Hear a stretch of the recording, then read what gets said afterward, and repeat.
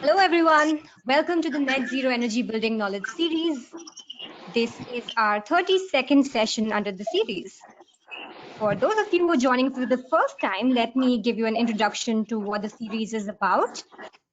The Net Zero Energy Building Knowledge series is a platform for the industry to share expertise and showcase projects, technology, products, and ideas that fuel the discussion on building energy efficiency and grow the engagement for NZEBs.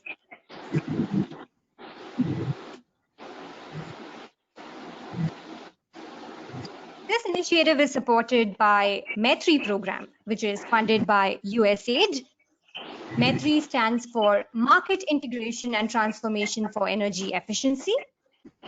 METRI supports three main program areas, which are energy efficiency in buildings, sustainable cooling, and training and consumer engagement.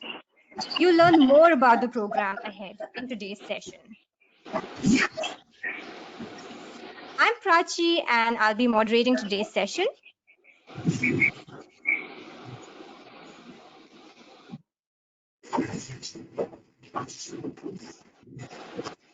Today's session is on can affordable housing be energy efficient and green?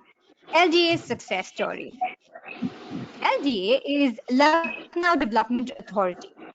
It is the primary urban development body under Uttar Pradesh Housing and Urban Planning Department and has adopted a vision for green and energy efficient buildings. Today's webinar will focus on LDA's mission to integrate green and energy efficient strategies in all the new buildings under their purview. Today's session features the team behind LDA's vision and progressive strategies. So without further ado, let me introduce them to you.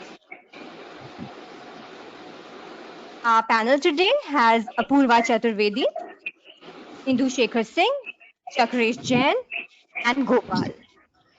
Let me give you an introduction to what each of them does. Apurva Chaturvedi is a clean energy professional currently working as the Senior Clean Energy Specialist in the Clean Energy and Environment Office in USAID, India. She leads the smart grids, distribution reforms, and energy efficient portfolio of USAID's Clean Energy Program in India. Now let me introduce you to our panelists from the LDA team, Indu Shekhar Singh and Chakresh Jain. Indu Shekhar Singh is the Chief Engineer at LDA. He has been associated with LDA for over 30 years and has led construction and development works with a focus on high-rise building construction. Presently, he is engaged in PMAY housing projects. Chakresh Jain is the Superintending Engineer at LDA. He founded the development authorities in 3 cities in Uttar Pradesh and specializes in multi-storied construction. Gopal has a background in architecture with specialty in sustainable building design. He is Senior Project Manager at EDS with primary focus on LEED certification for existing buildings. He is also involved in daylighting design and analysis for institutional projects, along with developing integrated architectural design for residential projects. Let's start the session today by learning from Apurva about the METRI program and the key role it plays in developing LDA's roadmap to green energy efficient buildings. So just give me a second as I transfer the controls. Yes, Apurva, I think. Good evening, yeah. everyone. Yes. Good evening, everyone, and thank you, Prachi, and to my fellow panelists from LDA, with whom I've had the privilege to work together for the last 2 years on this green and efficient affordable housing. Let me start by saying that this concept of green and energy efficiency is normally associated with, has not been associated with affordable housing sector per se. But we thought, when we did our analysis, we thought this can also be part of, as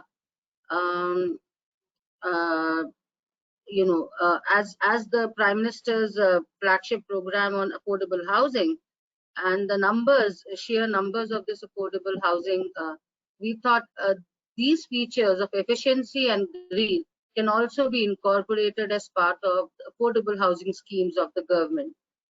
Uh, so with that thought in mind, and we all our analysis showed that it was not really causing a huge impact on the costing of these houses, because cost is a major factor in building houses, and especially affordable houses. So with that, we had at that time, 2 years back, or maybe a little more before that, we went with this concept to the then vice chairman of LDA, Mr. P.N. Singh, who now is actually the DM of Agra. I've had the working pleasure of working with him in his earlier positions as well, when he was director for National Smart Grid Mission in Delhi. And we took on that partnership and continued with LDA. And this is when we just discussed it over a phone, this idea, and he seemed excited about it. This was not really done by any of the development agencies, construction agencies in India, or even globally. This has not really been done at a city level at this scale, which LDA has taken forward. So with that, we had a series of discussions with LDA, and that's how this whole journey of working with LDA on the green energy efficient houses began. So Gopal, can you go to the next slide?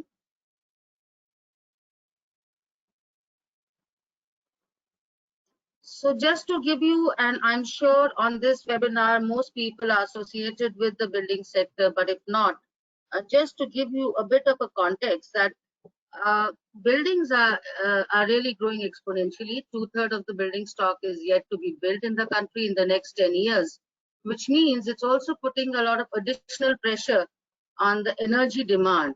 So there is exponential growth also in the energy used by buildings. And if you look at the uh, statistics, almost 33% of energy is consumed by buildings. So that just goes on to prove that if buildings are not really constructed in a sustainable manner, where the demand for energy is lowered, not just by fitting efficient appliances, but also in the basic design of the building itself takes care of energy efficiency, then your load on the energy would be substantially reduced. So with that context, I mean, USAID's programs were built over a long period of time, particularly in the building sector, that this is a major guzzler of energy. And especially because once the building is built, uh, it is locked for the next 50 years. You really can't do much with the design of the building once. Retrofitting is always a challenge. So why not build in the most sustainable fashion with minimum energy demand? Next slide. So we are aware, as I already said, that India still is a hub for construction, with almost 2/3 of the building stock still to be built in next 10 years. So this offers also a huge opportunity to construct buildings in the most efficient manner, in the most energy efficient manner, in the most green manner, where there is minimum wastage, minimum energy requirement as an input, and also it would put lesser pressure on the appliances that would be fitted in. And with the rising population of this country, and also the mandate of the government to provide 24/7 power for all, and as I already said, buildings being one of the major consumers of power, there will be a huge demand for making buildings green and efficient. Uh, there is also a mandate of the government to provide housing for all, and coupled, 24/7 power with housing for all.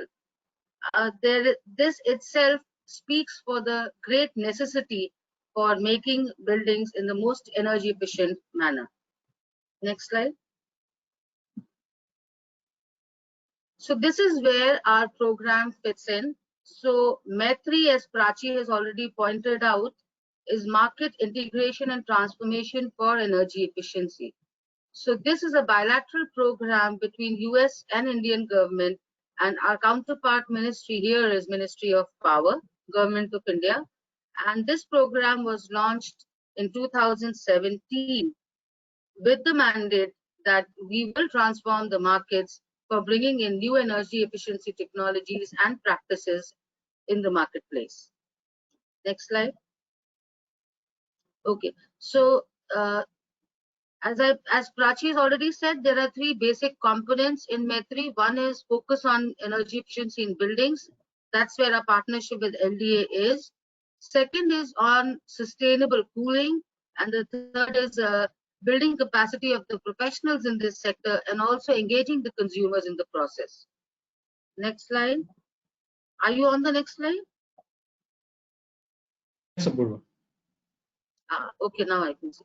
So with LDA, I mean, on the building, the key, I wouldn't go into our air conditioning or cooling initiatives, but because the webinar is focused around buildings, I'll just focus on that.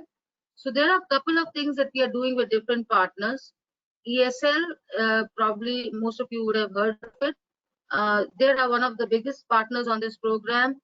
We've been supporting the Building Energy Efficiency National Program, and also we've recently, in the COVID situation, we responded to the COVID scenario and came up with a new concept of healthy and energy efficient buildings, which not only takes care of the energy demand of the building, but also brings in the factor of improved indoor air quality, which will suck out most of the disease-causing pathogens from the indoor air and make it a healthy workspace or a living space for the occupant.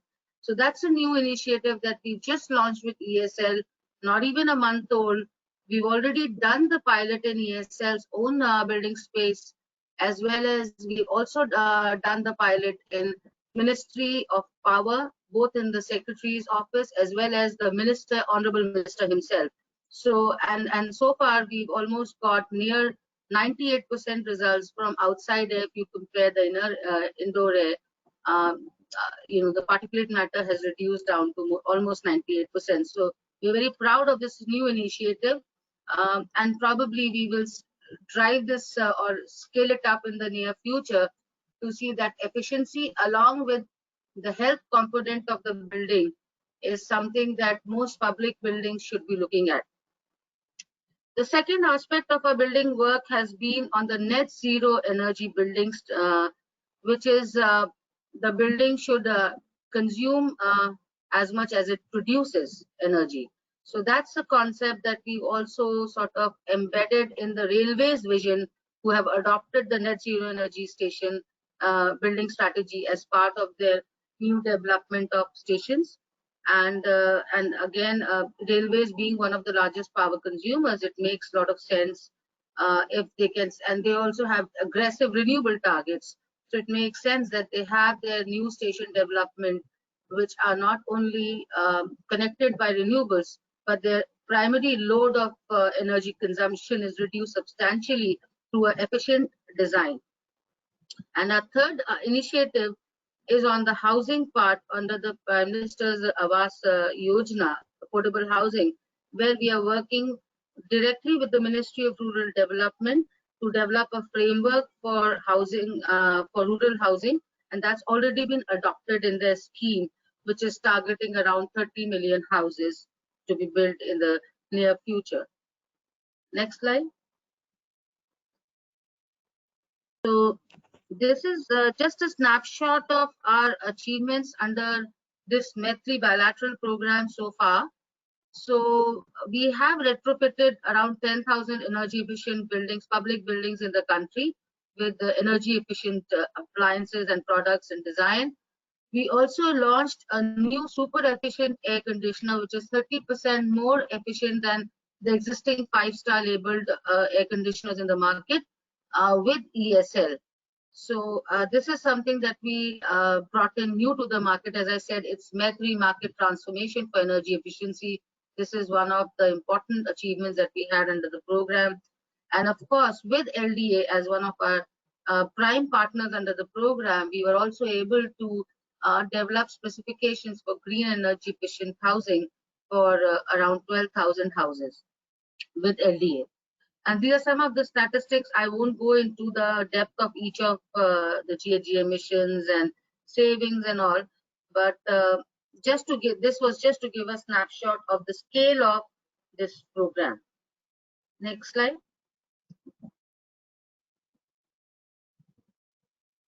So just to I thought of encapsulating our engagement journey with LDA.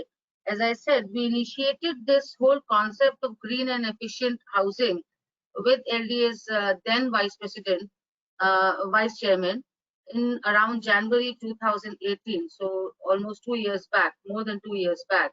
And then when this idea was immediately liked by the vice chairman, our team and we all came to Lucknow and made a presentation to the LDA team, which is right now sitting with me at the panel, uh, Indu Shekharji as well as Chakraji. Then we started, getting down to the actual work of the design recommendations and preparation of guidelines for LDA's Sharda Nagar extension team, extension scheme. And along with that, we thought that instead of just working on scheme per se, let's also develop a vision and a roadmap document with LDA, which then can be adopted by LDA for all their future construction projects, and they will not have to reinvent the wheel all the time. So that's what led to the vision document, and we have a confirmation from LDA in the form of a letter that this document has been adopted last year. So next slide, please. So this is the document that I'm talking about, the vision and roadmap for clean energy efficient buildings. This basically talks about the specifications and the requirements for the new residential as well as commercial buildings which LDA will be constructing, and also the various processes for submission and all those things, and an implementation roadmap. So this is part of this vision document, which you can see on the right. Then there were a couple of other things that were carried out for LDA. Uh, the other part was the optimization of the layout, the energy conservation building code for residential compliance check, incorporating the specifications, analysis for energy, daylighting, and so on. So the third aspect of LDA's work is obviously, which LDA will themselves speak about it, that they do have a mandate of 48,000 dwelling units to be made, and probably the guidelines that have been prepared under this partnership will be utilized for doing that. So this is in nutshell our journey with LDA. We are very proud of the fact that they were the first initial early adopters for this kind of a new thinking as part of the affordable housing. We can say with a lot of pride that and with a lot of conviction that LDA probably is the first city development authority to go the green and efficient way as part of their construction practices. And we do hope that they will continue to take even they will take it to even a higher scale, and will also share. And the whole this webinar we did because we thought the other states can learn from the initiative that LDA has taken, their leadership on these ideas, and the effort can be replicated and scaled up in different parts of the country. So with that, I would like to sort of hand over back to Prachi to take this forward. And I'll be happy to answer any questions if there are. Thanks, Apurva, for the presentation. LDA is certainly doing a great job in, leading building authorities in adopting progressive strategies. All our attendees can send in their questions on chat. We'll take them up at the end of the session. Now, I'd like to invite Mr. Singh to talk about the LDA. I think you'll need to unmute yourself. Hello. Hello. Yes, sir. You're audible. I'm audible? Yes. Okay. I'm Indu Singh, Chief Engineer, Lucknow Development Authority. First, I would like to tell about Lucknow Development Authority. It was founded in 1974 under UP Urban and Planning Development, 1973. Its initial purpose was to provide shelter to all.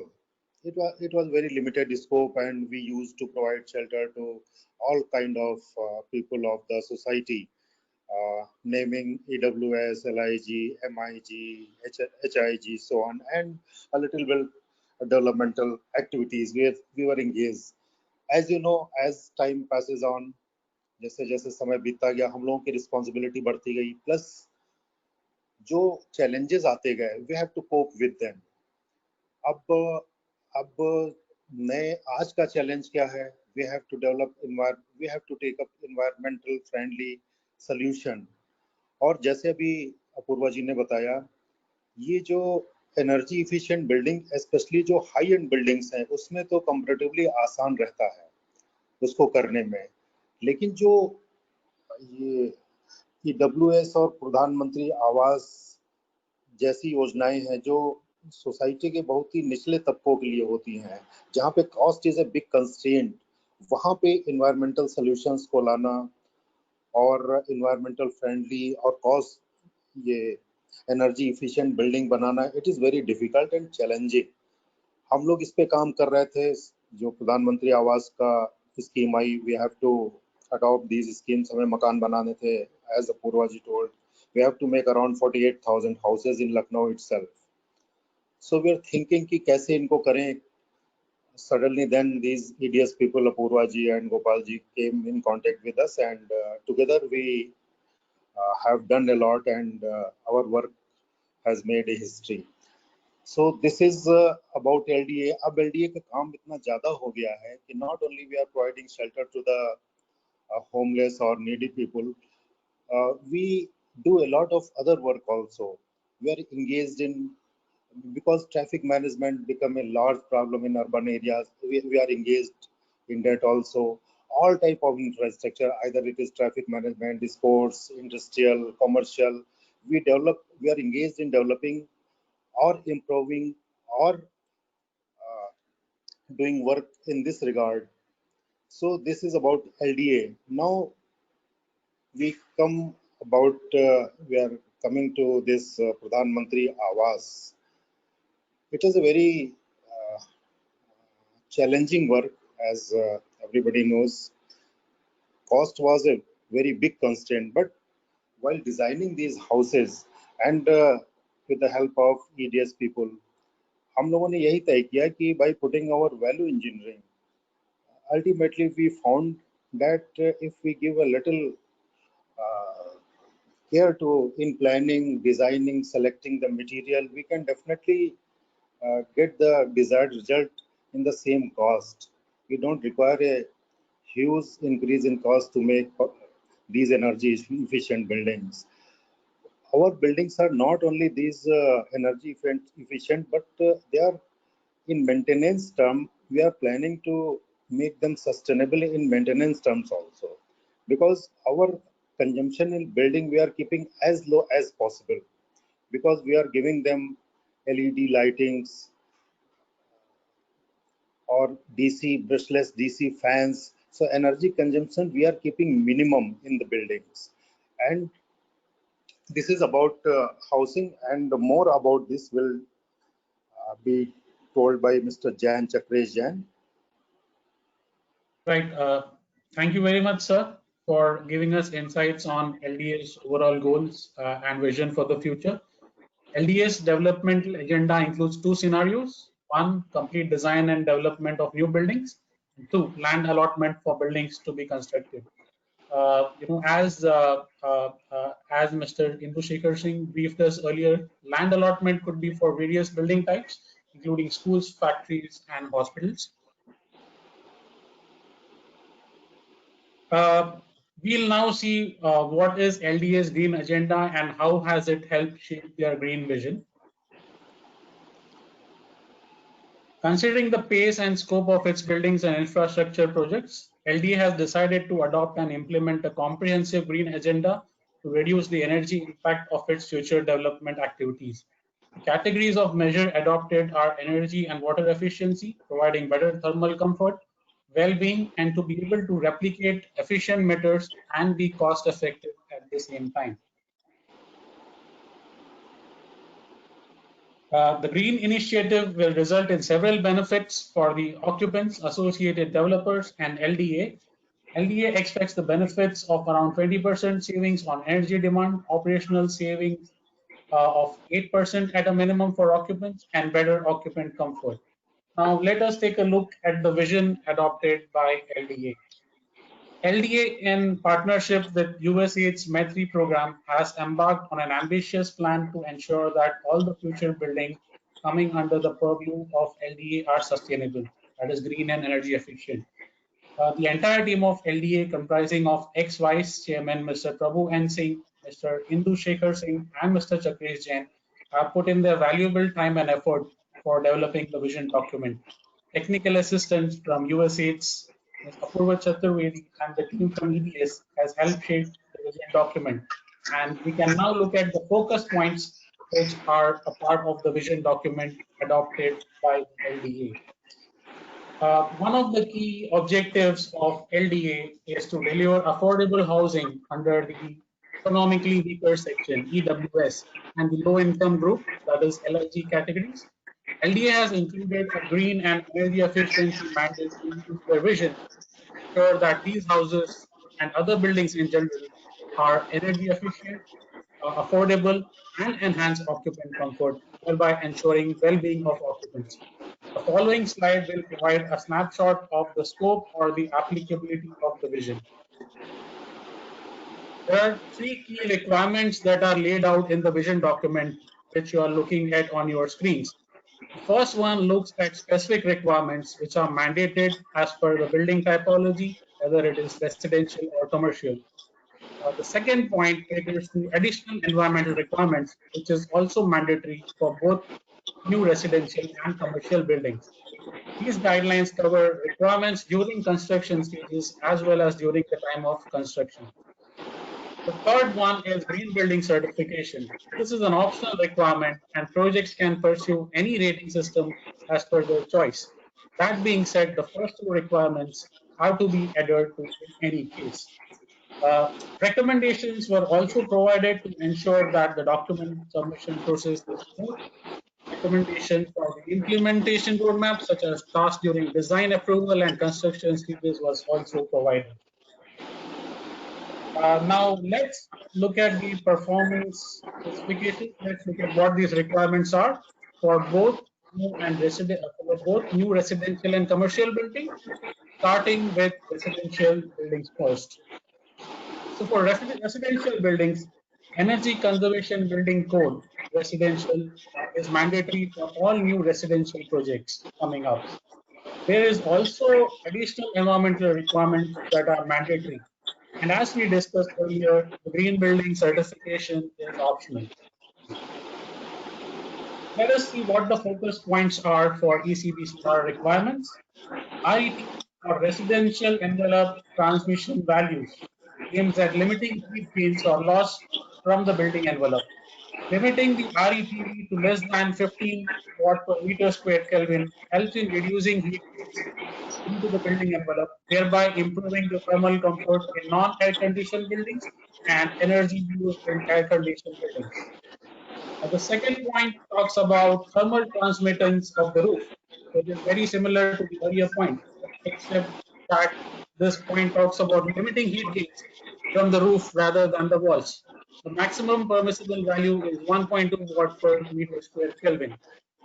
Openable window to floor area ratio indicates the potential of using air for ventilation.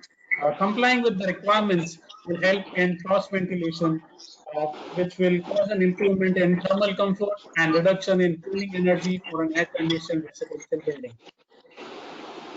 The fourth point is about visible light transmittance. It focuses on non-opaque components in the envelope. Ensuring compliance of minimum ELD values as specified in the code will help in improving daylighting, thereby reducing the energy requirement for artificial lighting. The minimum requirements depend on the window to wall ratio, as you can see on your screens. And the last requirement that the fifth requirement is to have chhajjas or projections over the windows to cut down the intake of heat into these spaces. Next is the requirements for commercial buildings. Uttar Pradesh Energy Conservation Building Code, or UPECBC 2018, is mandatory for all new commercial projects. Like in case of residential buildings, there is also additional environmental requirements that are mandatory, and green building certification is again optional. The requirements focus on similar aspects, I would say, like the ones discussed in ECBCR.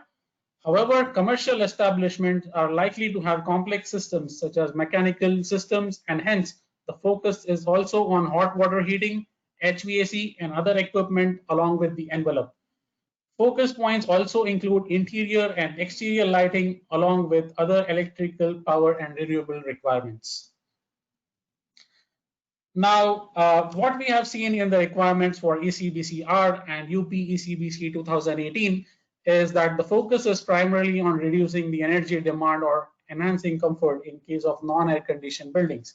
To address other environmental issues such as water scarcity, pollution caused by water and construction activities, LDA has adopted strategies to ensure that these issues are not neglected.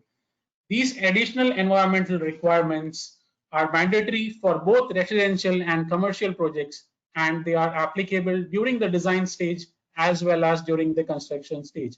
Now, let's look at what these additional requirements are.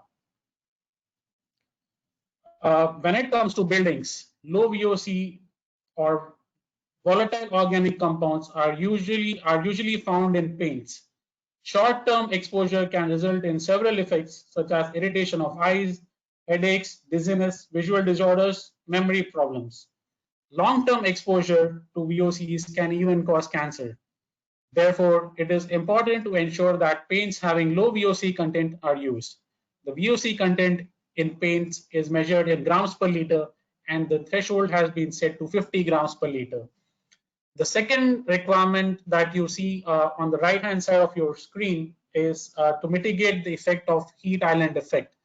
To explain in simple terms, a heat island occurs when an area, usually in cities, experiences much warmer temperatures than rural areas. The difference in temperature between the urban and the less developed rural areas has to do with how the surfaces in each environment absorb or reject heat. Having a roof finished with white china mosaic or a white paint with high reflectivity will ensure that the heat is reflected immediately. This enables the occupiable spaces below the roof to be comparatively cooler.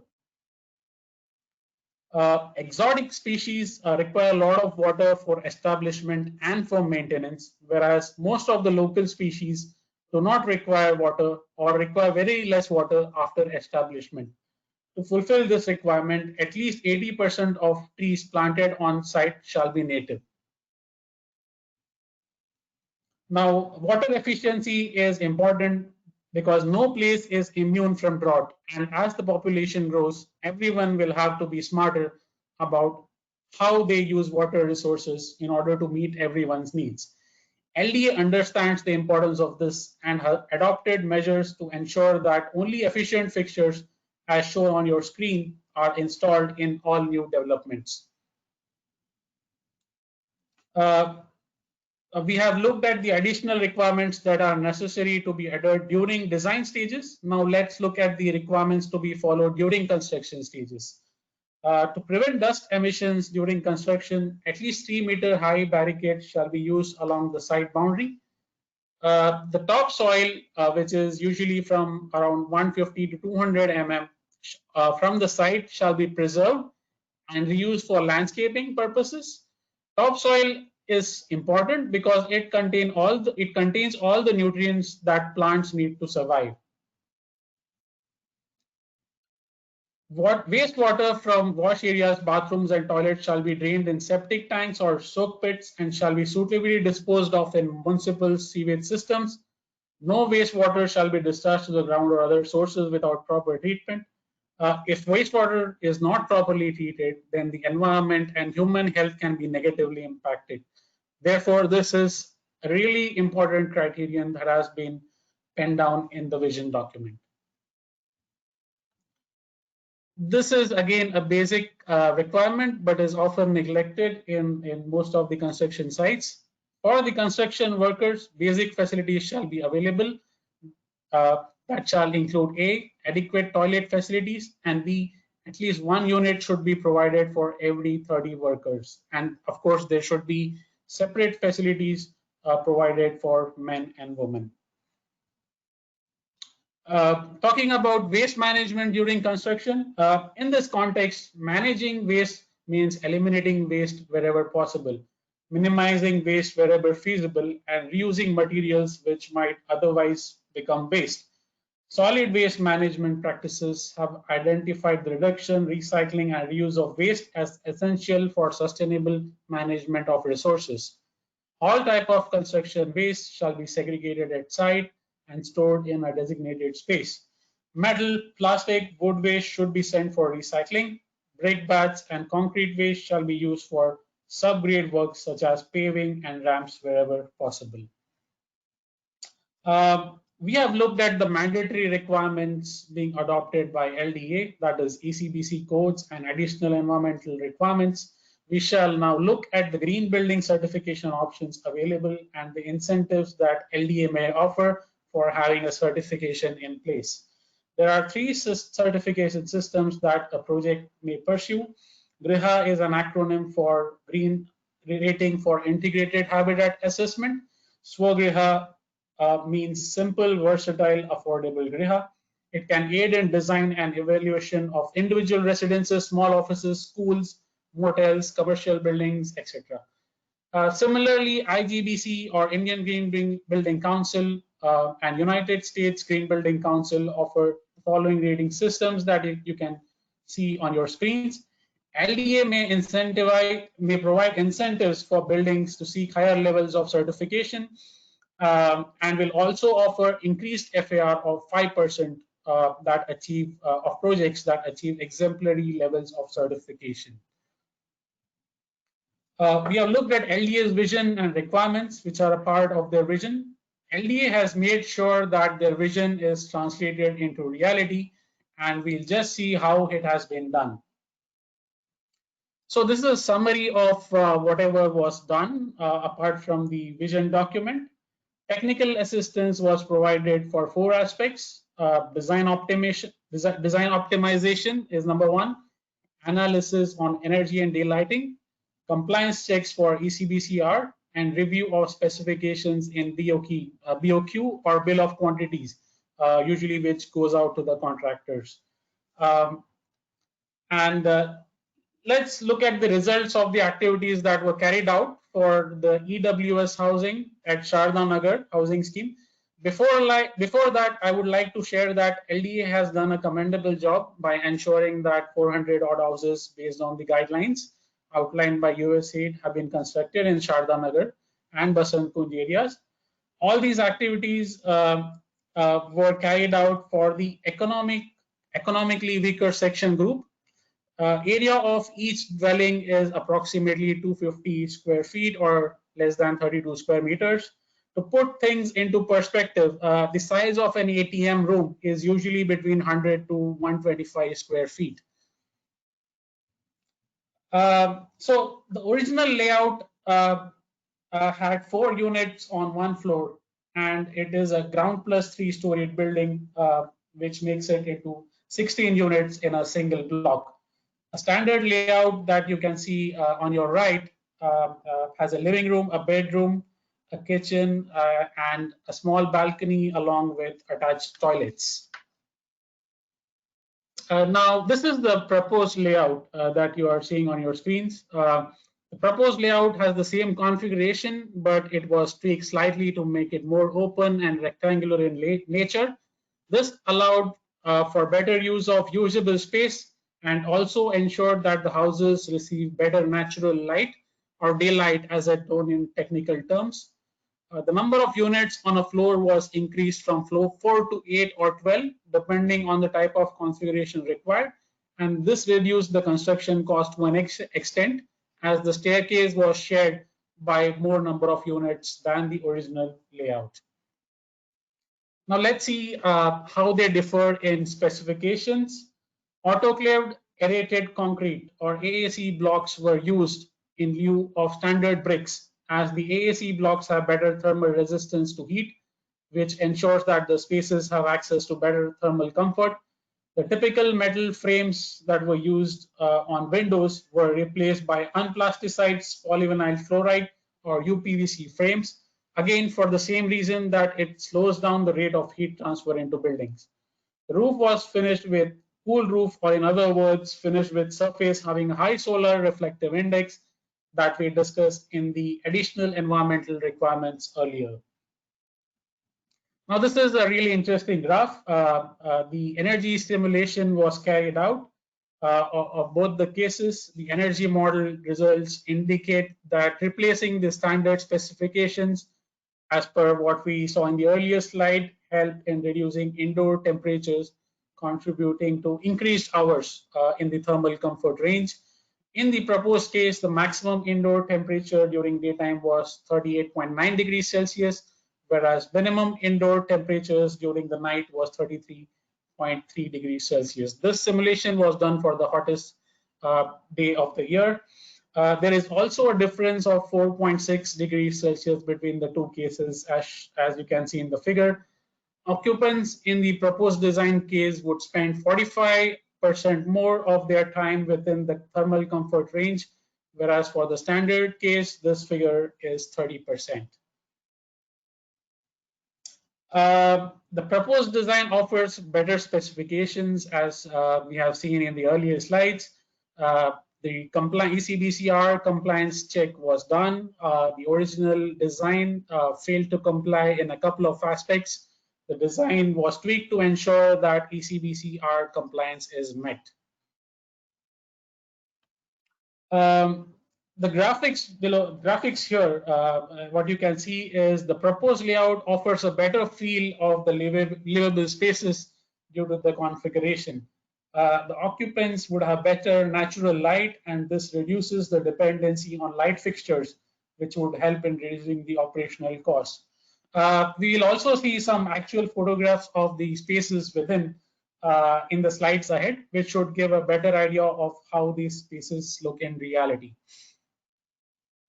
I would now like to invite Mr. Chakresh Jain to brief us about the salient features, the implementation status, and the way forward for LDA. Over to you, sir. Thank you, Gopal. It's nice talking about the Pradhan Mantri Awas Yojana low-cost housing. See, the first point I would like to appreciate the USAID initiative is there is always a myth that when you are going for affordable housing, you are basically going to reduce the cost or to minimize the cost. But in terms, when we try to reduce the cost, we start using the materials which are basically not energy efficient. Sometimes what we do, like as Gopal mentioned, we have used the AAC blocks. Now, the point is when we start using the AAC block, we reduce the dead load on the structure. And with the technological advancements, we have started using the Fe550 grade steel. And we were able to save on the cost of the reinforcement bars. So it had the double advantage that we were able to achieve the targets of a green building. Simultaneously, we were able to reduce the cost of the building. That is the real initiative. We have taken the initiative, but the USAID analyzed it, and then we were able to come to know that by our initiatives, we are able to save on every front. we are able to achieve the target of a green building, we are able to reduce the cost, and simultaneously we are able to give a good building to the affordable section as well. Like we have provided the LED fixtures, we are planning to provide the CPVC fittings, CPVC pipelines, and then we are providing them CP fittings in the toilets and the kitchen part, which is normally not the specs for the affordable housing sections. Similarly, for making it more energy efficient and self-sustaining model, we have planned that the roofs will be having the solar panels. So in one block of 48 houses, we will be able to generate about 40 kilowatts of power, which can be fed back to the grid, and some money will come out of it, which can be used to make the buildings maintainable and self-maintainable. So the cost which we will be getting back will be deployed back and the buildings will be maintained. Now, that is the whole class. Now, can we have the next slide?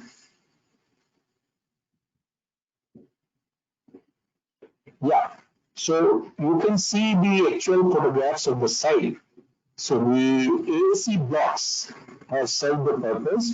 While for the safety features, if you see in the photographs on the top, we have used the brickwork, where the it's a little insecure area, though it is not accessible to the public, but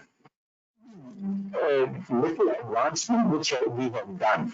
So by reducing the loads on the structure and while achieving the targets of a green building, we have planned the entire complex of the PMAYs. Next, please.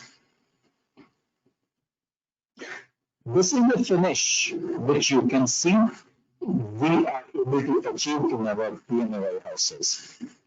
The basic thing which we have planned is, which is a step further towards a green building initiative, we have started using the WPC chocolate, that is the wood plastic composite, and the solid PVC doors, which look like any other normal laminated door, and it gives aesthetically certainly a pleasing appearance to the house, which is perfectly in the category of affordable housing. Now the PVC solid doors in the toilet and in the common balcony area which are exposed to weather will have a longer life, which will not rot away because of the water stagnation or the other natural factors, while building will remain always in a pleasant state. You can see the kitchen part also. We have provided the granite kitchen top, and simultaneously we are providing the stainless steel kitchen. This is all because of the savings in our cost because of the various measures. Instead of the wood, we have gone for the WPC and solid PVC doors, which has resulted in the reduction of the cost as well as the more energy insulation. So as the USAID has just illustrated you, there's a drop of about 3 to 4 degree temperature because of these initiatives in these houses. Next, please. Yeah, these are the costs, and what we are saying is the our cost which we are able to achieve is just 1139 rupees per square foot, and that is the finished cost. Obviously, the land is being provided by the government free of cost to these PMAY housing, which are under the affordable housing category. While the general market rate building cost based on the green buildings and other areas, I cannot quote exactly, but this is the comparison which you can very well realize how efficient our building network or the building construction system is. Next, please. We have started these houses, about 2,256 houses in Shardanagar, and same figure we have started in Basant Kunj also, though there's a target of about 48,000 EWS PMAY housing, but simultaneously there's a rider that we have to construct the houses as per the demand. So very soon we are going to open the registration. Our registration of the houses will be again online, such that we have all the information which is compatible to the MOHUA website, such that all the information we can directly feed into the system, and the allotment process from the MOHUA Ministry of Urban Housing and MOHUA will be in line with the requirement of PMAY. Next, please. Thank you. I will pass on to Gopal for further narrations.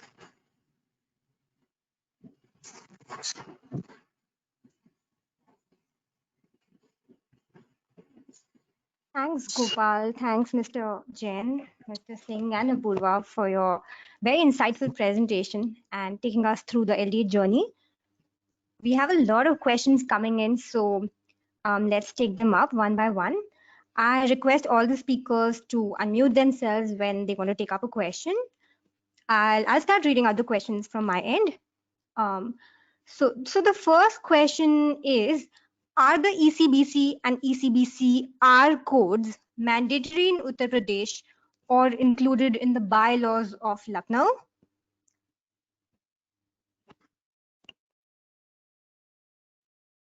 Mr. Jain or Mr. Singh, if you could take that up.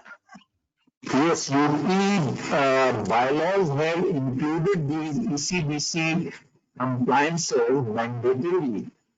So I think UP is the first state where this ECBC has been enforced. Right.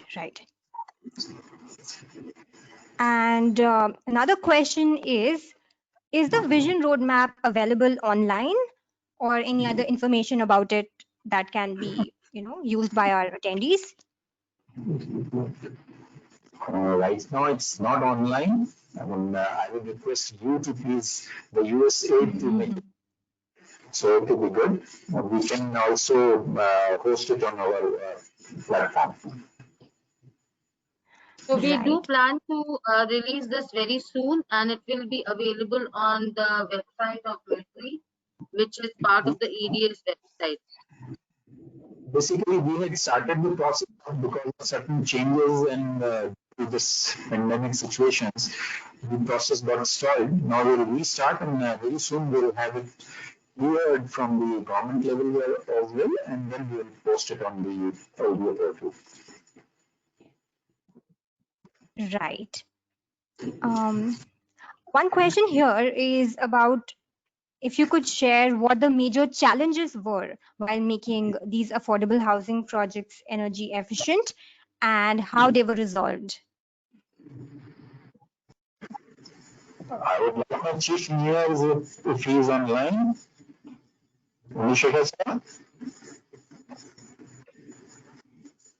Yes. Okay. See, the basic challenge which we had faced was the acceptability by the contractors and by our own engineers. When you start using any new material, there's always a reservation. And there's a tendency to whatever we have done earlier, that should be continued and not the new things.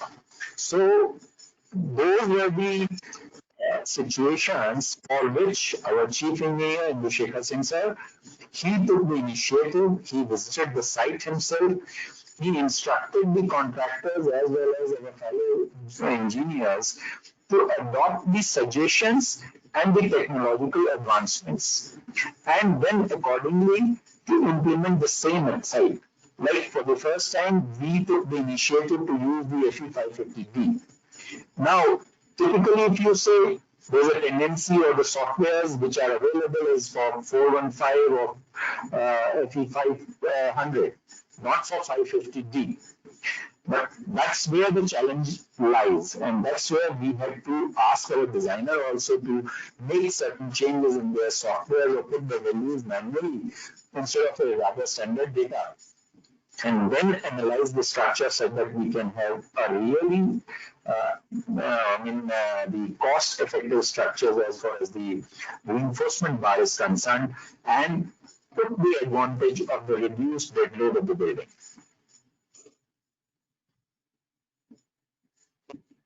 Right. Um, and how much control did the tenants have in deciding which appliances or equipment they would be using? Was that also a factor, to bring about the awareness for developers or people renting the homes? Right now, these houses are under construction, and I don't think there will be any resistance towards the people to stay in those houses. Because when the houses are finished, those houses look like any other normal house. It's not that there will be any problem in accommodating those ideas of the people that we are going to stay somewhere else and this is some new construction or something new or something weird we can't stay in.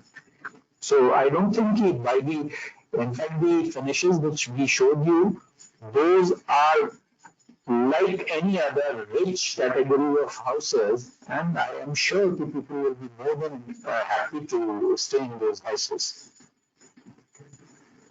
Right. And as a follow-up question, are there any rebate programs that the city has for upgrading to energy efficient equipment?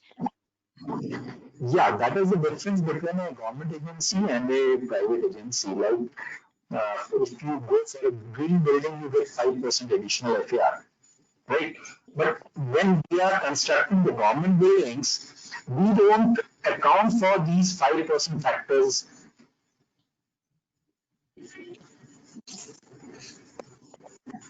Hello? Hello? Okay. Yeah. Yeah, so that 5% extra FAR, etc., doesn't matter. We don't account for those factors while our costings are being done. Because Right. that's not the factor for us. Right. And we just have time for one last question. So maybe all the speakers can share their opinions on this one last question here, which is, Okay. what is the motivation for different states, or what is the way ahead for different states to implement the energy efficient energy code or a similar program as LDA has in their states? So it would be great if you could share your inputs on this. Yeah, this is a very interesting question.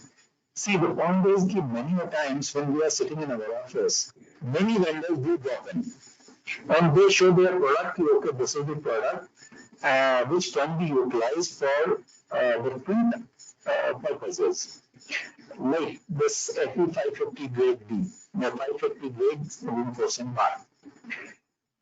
We are also not really aware that this material is in the market.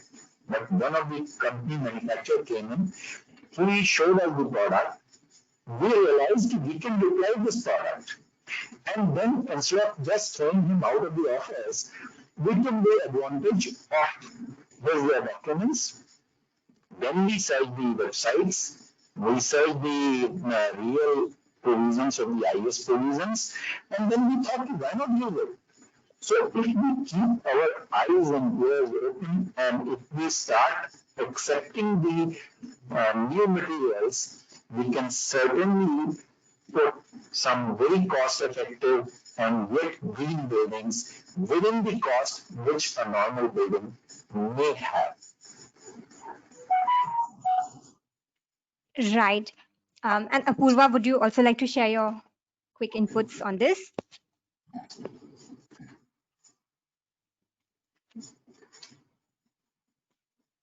Yeah. So basically, I think DA has already shown the path. This can be done, and it's doable within the constraints of the pricing that is often allocated for these kind of houses. And states are forward-looking, which also want to adopt these kind of energy efficient and green guidelines. We will be very happy to share the vision document, which kind of lays down the charter and the roadmap for doing this. So we'll be very keen if any other states or city development authority comes forward to take it in their own respective arenas. Right. Thank you, everyone. Thanks a lot. With that, I think we should close our Q&A now. I just want to thank all the speakers for their time today. It was a very insightful presentation, and we have a lot of food for thought. I just have a few announcements to make before we close today's session. Yeah.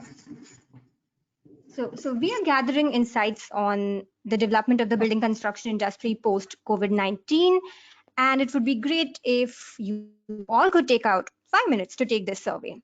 The link is there in your chat box right now. The survey requests inputs specifically on the uptake of green building strategies and energy efficiency. Moving ahead, our next webinar is on integrated controls and NZEBs. It'll look at the technologies for lighting and HVAC. Again, the registration link is in your chat. If you haven't already, subscribe to the NZEB portal. This is your one-stop platform for everything NZEB. You'll find case studies, helpful tools and resources for your projects, and a lot more. You can also view all our previous webinars on the NZEB India YouTube channel, including this one. Today's webinar will also be published on the channel very soon. That was today's session. Thanks a lot for joining in. Have a great weekend, and we'll see you soon. Okay, thank you. Thank you. Thank you.